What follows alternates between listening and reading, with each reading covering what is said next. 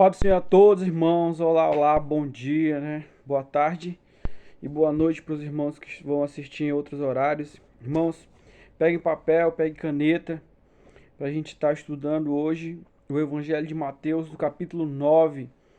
Espero que todos estejam nos acompanhando, que todos estejam se dedicando. Amém?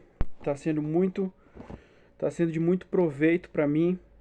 Espero que esteja sendo para cada um de vocês também. Curta, se inscreva, compartilhe, nos ajude aí cada dia mais. Vamos, amém? Vamos estudar Evangelho de Mateus, capítulo 9. Vamos lá?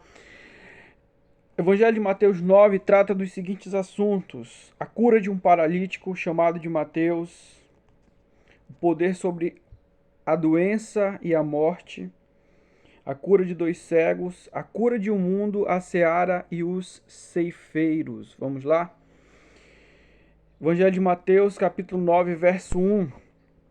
Do verso 1 ao verso 8, diz assim: E entrando no barco, passou para o outro lado e chegou à sua cidade. E eis que lhe trouxeram um paralítico deitado numa cama. E Jesus, vendo a fé deles, disse ao paralítico: Filho, tem bom ânimo, perdoados te são seus pecados. Verso 3. E eis que alguns dos escribas diziam entre si: Ele blasfema. Verso 4. Mas Jesus, conhecendo seus pensamentos, disse: Por que pensais mal em vossos corações? 5. Pois qual é mais fácil? Dizer: perdoados te são seus pecados, ou dizer: levanta-te e anda? 6. Ora, para que saibais que o Filho do Homem tem na terra autoridade para perdoar pecados, disse então ao paralítico: Levanta, toma tua cama e vai para a tua casa. 7. Levantando-se foi para sua casa. 8. E a multidão, vendo isto, maravilhou-se e glorificou a Deus, quem dera tal autoridade aos homens. Vamos lá. Verso 1 vai narrar a história a respeito de um paralítico que alguns homens levaram esse paralítico até Jesus. E Jesus, vendo a fé daqueles homens, ele disse ao paralítico: Perdoados estão os teus pecados. Por qual motivo, Senhor? No verso 2, ele disse isso. Porque existem muitos pecados que nos deixam enfermos. Existem muitos pecados que estão deixando muitas pessoas enfermas. Entende? Pastor, explica um pouquinho melhor. Eu vou tentar explicar rapidamente aqui. Irmãos, muitas vezes o pecado ele traz culpa, sabe? Ele traz peso. Por isso que a Bíblia se refere, ela fala a respeito de jugo. O Senhor Jesus, aqui mais para frente a gente vai ver, ele fala a respeito de jugo. Em alguns capítulos mais para frente, tá?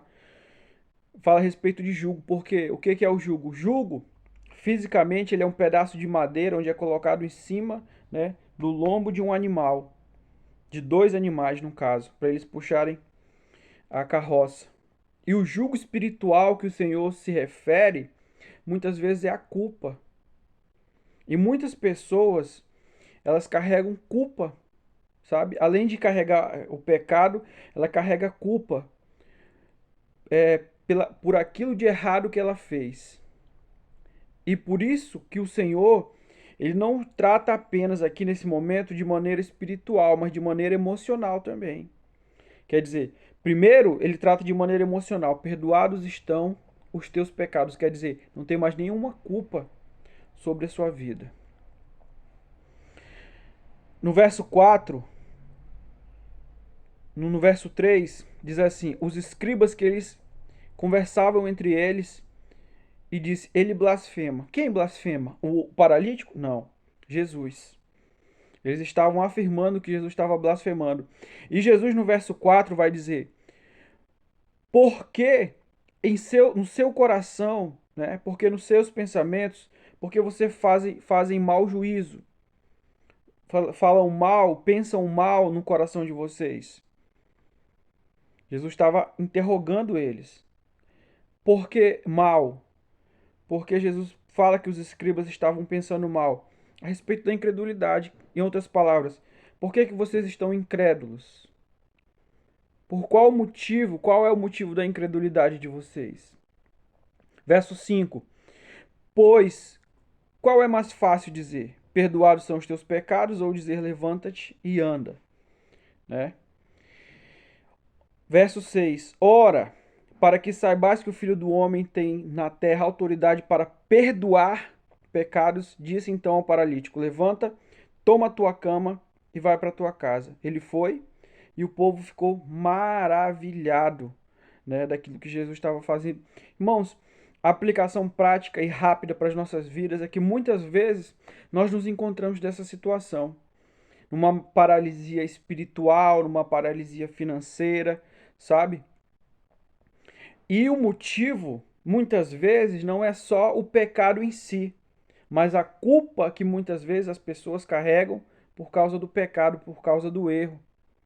E o Senhor Jesus, ele fala pra gente nessa manhã que os nossos pecados estão perdoados. Receba o perdão da parte do Senhor. Amém?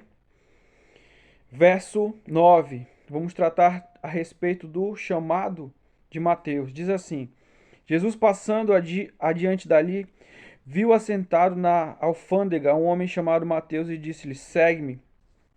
E ele levantou e o seguiu. Então a gente vê aqui Mateus, né, um publicano, um coletor de impostos, que o povo judeu tinha ele como um traidor. Por quê? Porque nesse tempo aqui, quem estava na gestão, quem estava no domínio da cidade, era quem? Os romanos. E um judeu se propor a trabalhar para os romanos, os outros judeus, eles entendiam como traição. Então, para muitos judeus, os publicanos eram mal vistos como traidores da nação. E Mateus, não, e com Mateus era da mesma forma. No entanto, a gente vê aqui um homem que era desprezado por muitos, que era Mateus. No entanto, Jesus, ele vem até ele, chama e ele prontamente atende. Assim, irmãos, aqui fica um aprendizado para a gente, que nós não devemos desprezar as pessoas. Por quê? Porque o Senhor Jesus, ele não despreza. O Senhor Jesus, ele não despreza. Verso 10. Aconteceu que, estando ele em casa, sentado à mesa, chegaram muitos publicanos e pecadores e sentaram-se juntamente com Jesus e seus discípulos. E os fariseus, vendo isto, disseram aos seus discípulos: por que come o vosso mestre com publicanos e pecadores? Jesus, porém, ouvindo, disse-lhes: não necessitam de médicos sãos, mas sim os doentes. Verso 13: ide, porém, e aprendei o que significa misericórdia eu quero e não sacrifício, porque eu não vim chamar os justos, mas os pecadores ao arrependimento. Então, após Jesus ter chamado Mateus, eles foram, né, para casa e eles se juntaram ali, se juntaram e foram se alimentar, foram fazer uma refeição. E nesse momento ali se juntou e nesse momento foi para junto deles mais publicanos, né, e os pecadores. E os fariseus olharam aquilo ali e começaram a se questionar por que Jesus estava sentando com aquele povo. Por que é que Jesus estava junto daquele pessoal? E Jesus respondeu prontamente: eu vim, os médicos não necessitam os sãos. Quer dizer, quem não é doente não precisa de médico. Quem precisa de doente são os médicos. E Jesus, ele veio como médico, ele veio libertar, veio curar e veio transformar a vida dessas pessoas.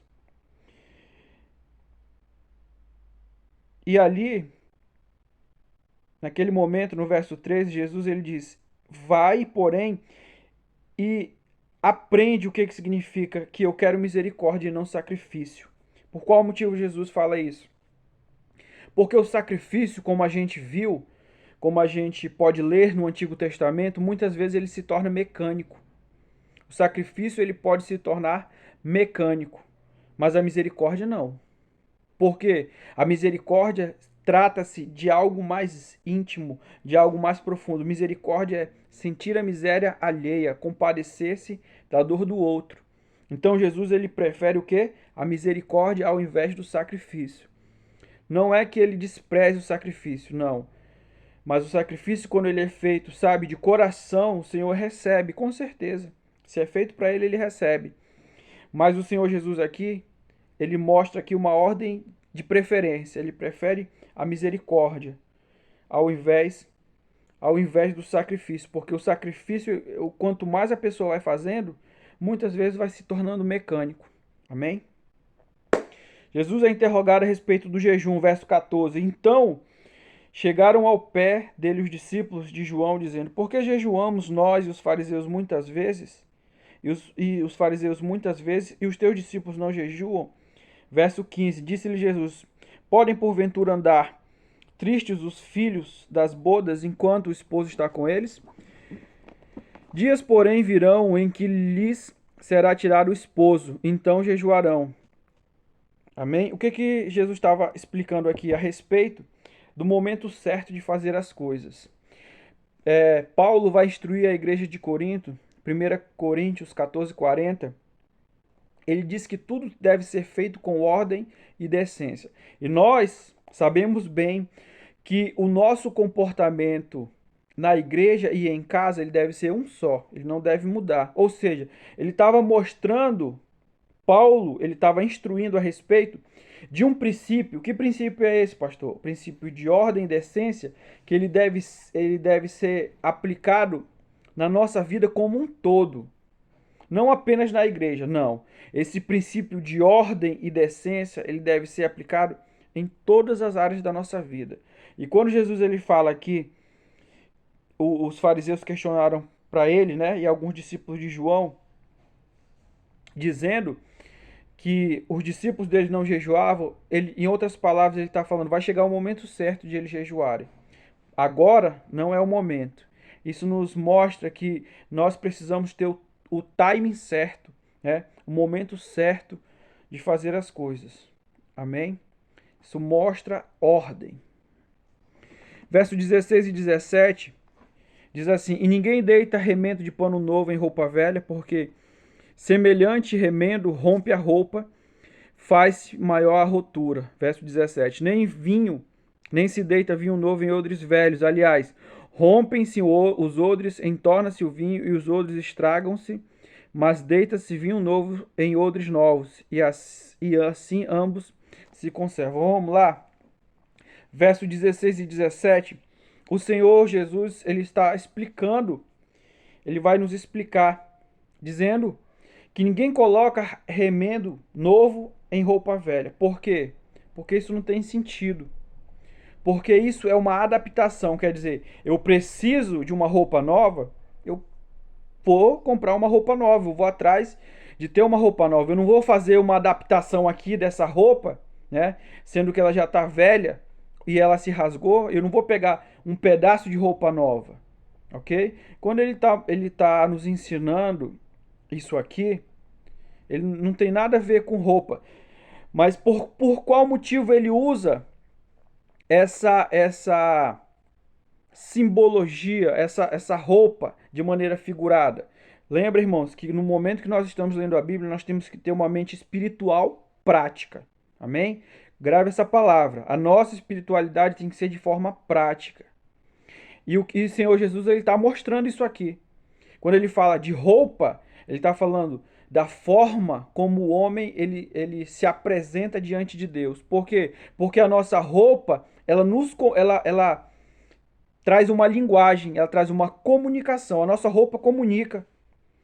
A nossa roupa comunica algo. Por isso que a polícia ela tem a sua farda, por isso que os bombeiros ele têm a sua farda. Por isso que o médico ele se veste daquela determinada forma, o enfermeiro, por quê? Porque a roupa comunica. E aqui não está sendo diferente. Jesus está falando da condição do homem diante de Deus. A forma como o homem se encontra diante de Deus. Quando ele fala que o homem está com uma roupa velha, quer dizer, a velha criatura, o velho homem. E ele está falando aqui que muitas vezes as pessoas, o que, que elas querem? Elas querem uma parte do novo. O que, que é a parte do novo? Uma parte, né? Essa parte do novo significa o quê? Só as bênçãos de Deus. As pessoas querem as bênçãos de Deus, mas elas não querem tudo de Deus, elas não querem servir o dono da bênção, não querem servir ao Senhor Jesus, ou seja, só querem a bênção, só querem uma parte, só querem esse pedaço de pano novo. No verso 17 ele diz, se nem ninguém coloca vinho novo em odre velho. O que, que significa odre? Odre, ele é um vasilhame feito de couro de animal. E o vinho novo aqui, por que, que não coloca vinho novo em odre velho? Porque o vinho novo ele precisava ser apurado. Ele precisava apurar para ele ficar com um sabor agradável. E para ele apurar, qual é o processo? Processo de fermentação. Quando colocava o vinho novo no odre novo, ele ia esticar. Como ele é novo, ele ia aguentar esse processo de fermentação. Já o odre velho, não. Se colocasse o vinho novo no odre velho, como ele já estava esticado, ele não ia aguentar o processo de fermentação do vinho e automaticamente ele ia se romper e ia se perder o vinho. O que é que o Senhor Jesus está nos explicando? Que a nossa mente é um odre. Que a nossa mente ela é um odre. E que esse novo que ele tem para a gente, ele tem algo novo para cada um de nós. Deus, grave isso. O nosso Deus, ele é um Deus de novidade. Ele tem coisas novas para mim, para você, independente da nossa idade, independente da nossa experiência de vida. Ele tem algo novo para mim e para você. E esse odre, o nosso odre, ele precisa ser novo. Para quê? Para receber o novo de Deus. Sabe? Para receber o novo de Deus. Porque odre velho, odre significa mente. Odre velho, ele não vai suportar. Ele vai desacreditar, vai descredibilizar o novo. Assim são muitas pessoas. Não estão preparadas para receber o novo de Deus. O que é isso? Odre velho. Pergunta para mim e para você. A sua mente é o quê? Um odre novo ou um odre velho? Se pergunte, se questione. Verso 18. O poder sobre a doença e a morte. Dizendo-lhe eles estas coisas, eis que chegou o principal, um principal. Quem era esse principal? Jairo. E o adorou, dizendo, minha filha faleceu agora mesmo, mas vem, impõe-lhe a tua mão e ela viverá. 19. Jesus levantando-se, seguiu-o, e ele seguiu-o, ele e os seus discípulos. Eis que uma mulher... Tá, verso 18 e 19. Nesse momento aqui, Jairo, um dos principais, né? Um dos principais do sacerdócio, ele chegou até Jesus e pediu a ajuda de Jesus. Por quê? Porque sua filha havia falecido naquele momento. E Jesus imediatamente o seguiu. Agora, no verso 20, vai falar a respeito aquela famosa passagem da mulher no fluxo de sangue. Diz assim, a mulher que ela estava no fluxo de sangue havia 12 anos. Havia 12 anos que ela estava sofrendo, né, com essa enfermidade. Lá no livro de Marcos vai falar com mais detalhes. Aqui a gente vai vendo, né, algumas diferenças, algumas discrepâncias no relato de um e no relato de outro, mas é a mesma história, irmãos. Mateus ele vai falar bem menos, né? A mulher no fluxo de sangue, né? Todos nós conhecemos bem essa história.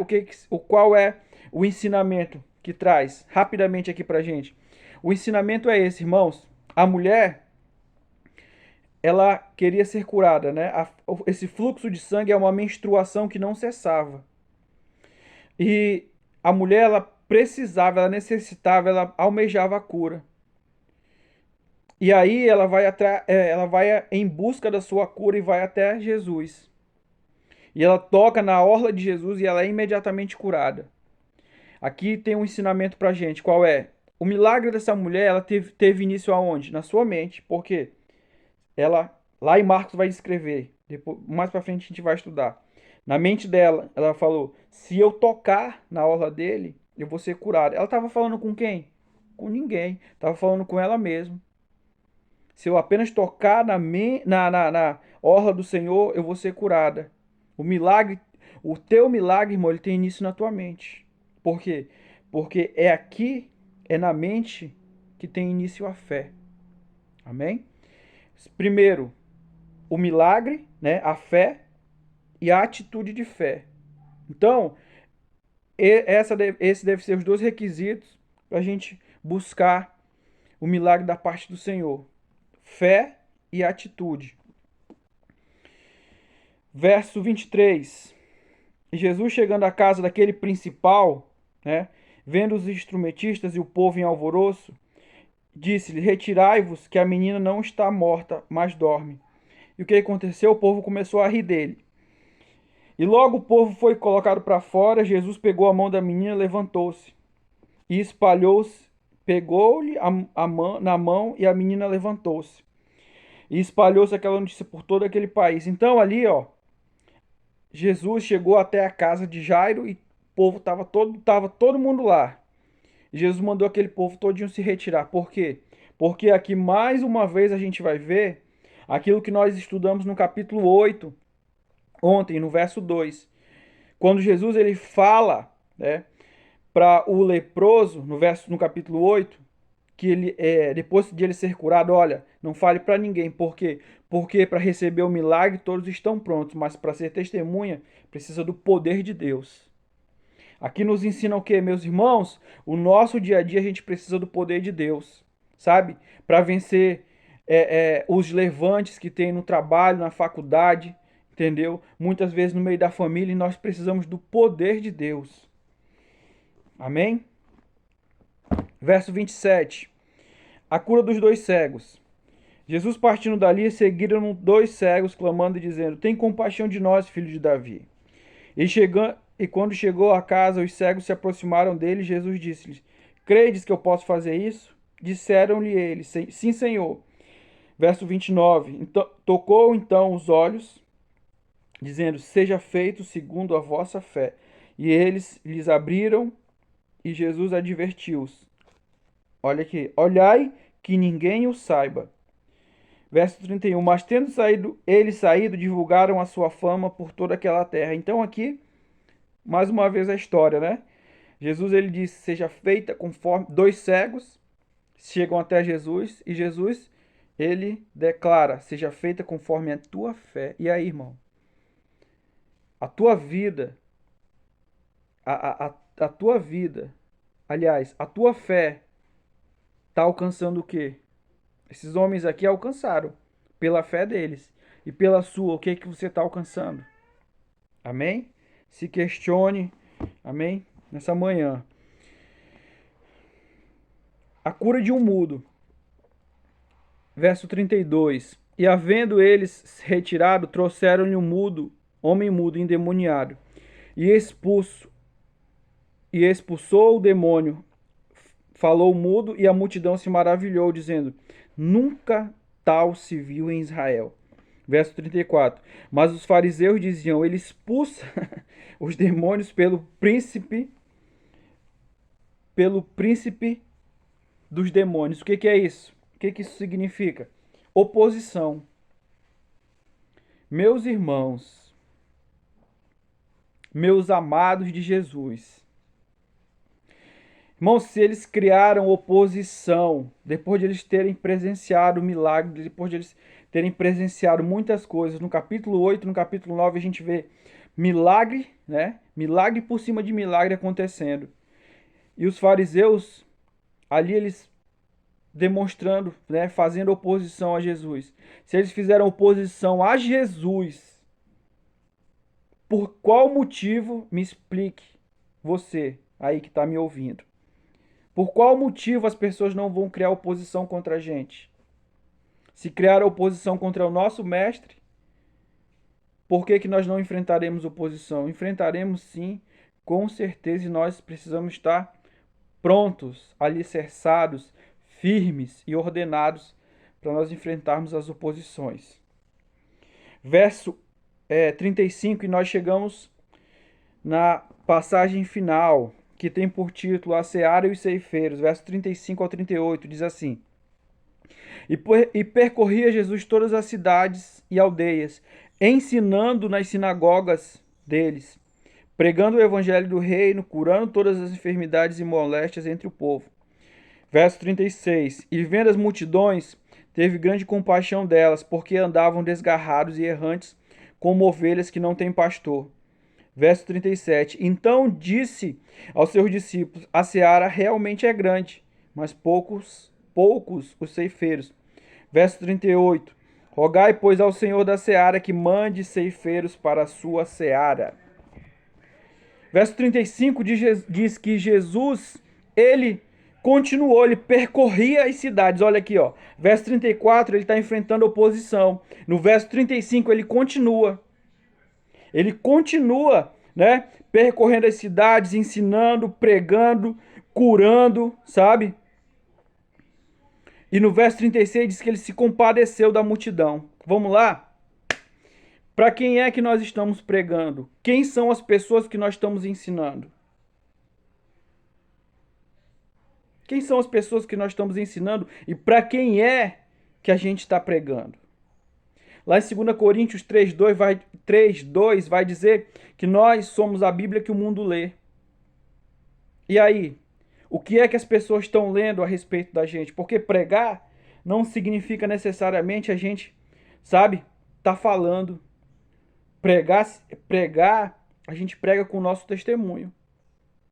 Prega com a nossa vida. E aí? Qual é a leitura que as pessoas estão fazendo a respeito da nossa vida? Sabe? Vamos lá? Vamos lá pensar, vamos lá refletir um pouco? Qual é a leitura? O que as pessoas estão lendo? Se as pessoas fossem abrir o livro da nossa vida, igual essa Bíblia aqui está aberta, sabe? Vamos lá, vou te dar um exemplo aqui. Eu, como exemplo aqui, vou usar a minha vida. Vamos lá, Efigênio capítulo 1, versículo 1, vai ler o que a respeito da minha vida? Um homem que vivia preocupado com as contas, que vivia preocupado em pagar boleto, que vivia com dificuldade no casamento, sabe, que só se preocupava com a família e vivia, sabe, nesse modo sobrevivência. Vivia ansioso, vivia entristecido, vivia angustiado, procurando, sabe, procurando produzir mais dinheiro e produzir mais fontes de renda. É isso que as pessoas vão ler? Da minha vida e da tua? Coloca aí o teu nome. Coloca aí o teu nome e coloca dessa mesma forma. Eu, capítulo 1, versículo 1, o que é que as pessoas vão ler da minha vida? Uma pessoa que só trabalhava e enfrentava dificuldade e só vinha para a igreja e não fazia mais nada? Só isso? É só isso? É só isso que vão ler a respeito da minha vida e da sua? É só isso e não é mais nada, irmãos, sabe? Se eu não me engano, essa frase é do Albert Einstein, que ele fala que loucura, insanidade é a pessoa esperar que a vida dela mude fazendo as mesmas coisas sempre. E isso aqui é uma verdade fortíssima. Loucura, irmãos, da nossa parte é a gente querer algo extraordinário na nossa vida fazendo as mesmas coisas. O que nós estamos no mês de março ainda. O que é que você está fazendo diferente na tua vida, sabe? O que é que você já está... Uma coisa só, não precisa muita coisa não. Uma coisa só que você já está fazendo de diferente na tua vida para esperar que algo diferente mude, que algo seja transformado e seja mudado. O que é que diferente você já está fazendo? O que é de diferente que você já está fazendo? O que é diferente que eu já estou fazendo na minha vida para esperar a mudança, para esperar, sabe? Para corresponder a essa expectativa que eu tenho, para corresponder à expectativa que você tem. O que é de diferente que você está fazendo? Porque, irmãos, a gente vive num devaneio. Muitas vezes a gente vive num devaneio, esperando que as coisas mudem, esperando que algo extraordinário aconteça, fazendo a mesma coisa. Sendo esse cristão raquítico, sabe? Fraco espiritualmente, fraco de Bíblia, fraco de oração, fraco de jejum, fraco de propósito e esperando que Jesus vai fazer algo de extraordinário. Não faz. Não faz. Ele não vai fazer. Não vai fazer. Por quê? Porque a gente continua esse mesmo discípulo bola murcha, esse mesmo discípulo mais ou menos. Ele não faz. Ele não vai fazer. Por quê? Não está fazendo nada de extraordinário. Não está fazendo nada de diferente. Não tem dedicação para nada. Sabe? Não tem dedicação para nada. E foi por isso, meus amados, que eu estou fazendo isso que eu estou fazendo hoje. Porque o Senhor, Ele falou no meu coração. E assim como Mateus, sabe, prontamente atendeu o chamado, eu estou atendendo o chamado hoje. E você? Eu te pergunto, e você? Mas isso aqui é o mínimo ainda. Isso aqui que eu estou fazendo ainda é o mínimo. Eu ainda vou fazer mais. Por quê? Porque eu quero atender o chamado do Senhor. E você, meu amado? Se pergunte, se questione. A seara é grande. E aí? Quer ser um dos ceifeiros? E aí, você vai se compadecer da multidão? Porque muitas vezes a gente fala que a gente se compadece da multidão. Quando o problema já aconteceu. Não. Mas o Senhor, Ele está nos recrutando hoje. Para quê? Para nós sermos um dos ceifeiros antes dos problemas acontecerem. Pessoas estão em depressão, pessoas estão ansiosas, pessoas estão se suicidando, sabe? E o que a gente... E qual é, sabe? Qual é o nosso primeiro passo que a gente precisa dar? Arrumar a nossa cama, cuidar da nossa casa, cuidar da nossa família. Meu irmão, lá em Apocalipse 12:7, diz que no céu teve guerra. No céu teve guerra, lê lá, Apocalipse 12:7, no céu teve guerra. Por qual é o motivo que muitas vezes no meio da nossa casa não vai ter guerra? Se a Bíblia diz que no céu teve guerra. Hã? E eu fico vendo muitas vezes a postura, sabe, a postura nossa, essa postura de passividade. Nós estamos no meio da guerra e a gente está perdendo nossos filhos, sabe? As pessoas estão se perdendo debaixo do nosso nariz e a gente não está fazendo nada. Sabe? Meu irmão, se tem uma coisa que a gente tem que fazer é ir pra guerra. É a munição, tá aqui, ó. Tá aqui a munição, ó. E ir pra guerra. O Espírito Santo de Deus não está nos alertando nessa manhã, meu irmão. Se levante. Tá no meio da guerra. Não tá no meio de um jardim, não. Amém? Nós encerramos o capítulo 9 de Mateus. Espero que todos os irmãos aí curtam, se inscrevam, compartilhem. Amém? Que o Senhor possa falar com você nessa manhã, porque a mensagem não é só para você, é para mim também. Amém? É uma espada, ela está cortando lá aí e está cortando aqui também. Amém? Não fique aí magoadinho nem emocionadinho comigo não, tá bom? Que a espada é para mim também, não é só para você não. Amém? Curta, compartilhe, se inscreva. Amém? Vamos estudar a palavra e se preparar, meu irmão, que nós estamos no meio da guerra. Vamos orar? Pai, eu abençoo a cada um nessa manhã. Desperta o teu povo, Senhor. Desperta o teu povo, Senhor, que o Senhor possa nos levantar, meu Deus. Amém? Que o Senhor possa nos levantar, Jesus, no meio, Senhor, da nossa família, no meio da faculdade, no meio do trabalho, como instrumento nas tuas mãos, Senhor. Deus, assim como o teu filho Jesus Cristo se compadeceu, meu Deus, da multidão, que a gente venha se compadecer, Senhor, da multidão das nossas famílias, da multidão dos nossos irmãos, Senhor. Deus, nos livra, Senhor, dessa visão, Senhor, egoísta, dessa visão egocêntrica, Senhor, que a gente tem de olhar apenas para a gente mesmo, Senhor. Deus, nos dá uma mente espiritual, que teu Espírito Santo, Senhor, possa nos ajudar. Pai, eu abençoo a cada um, Senhor, nesse dia chamado hoje, em nome de Jesus. Amém e amém. E até amanhã, no capítulo 10 de Mateus. Deus abençoe a todos.